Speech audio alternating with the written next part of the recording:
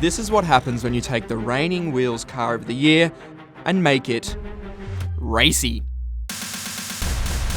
It's called the Mazda MX-5 Cup, and there are slick tyres, racing suspension, and an enormous exposed roll cage. Mazda Australia is evaluating it right now for a low-cost single-make racing series. So when they called and said wheels could have one, and an empty Winton racetrack for an entire day, I said, I'm there. Okay, Mazda's brand new baby racing car at Winton, and it is bucketing down.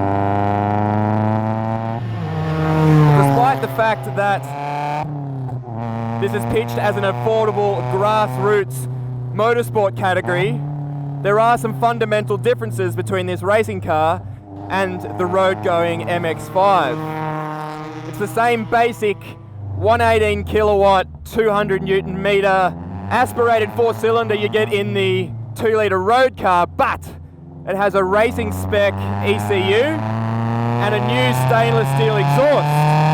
So it might produce a bit more power, but it definitely produces a lot more noise.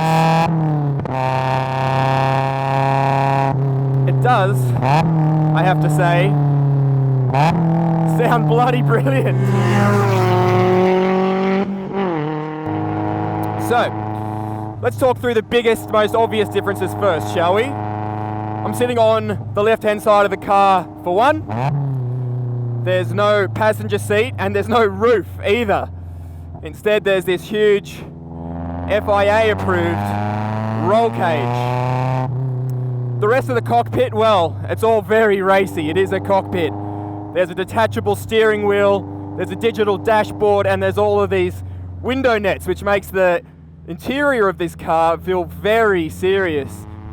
The weight isn't actually that much different to the road car. Without a driver, it hits the scales just under a tonne.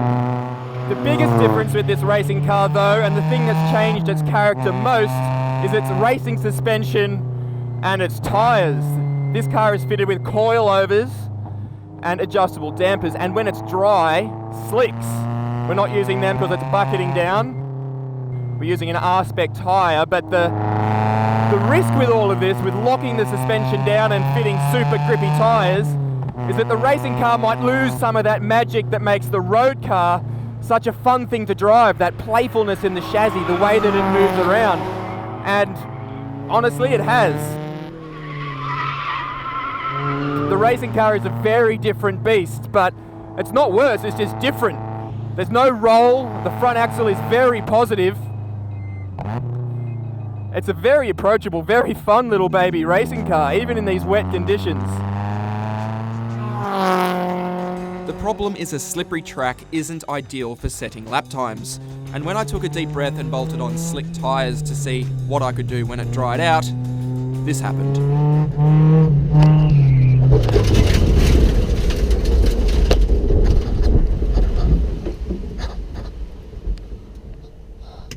Mercifully, the track eventually improved, and with the sun shining, I went for it.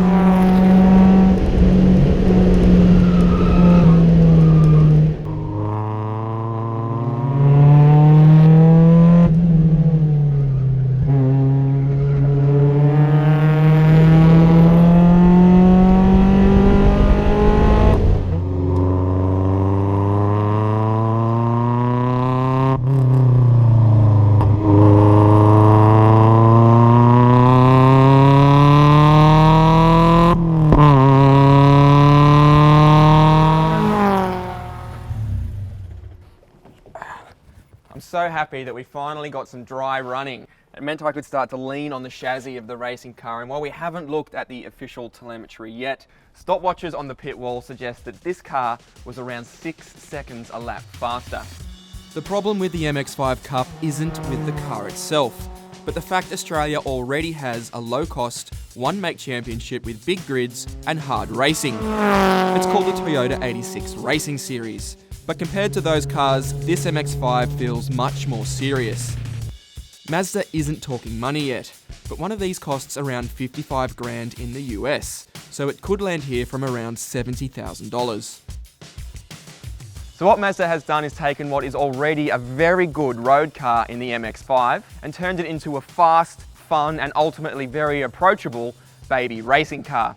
And the best part is that even though it has slick tyres and racing suspension, they haven't completely dialed out the playfulness in the chassis that we love so much about the regular MX-5.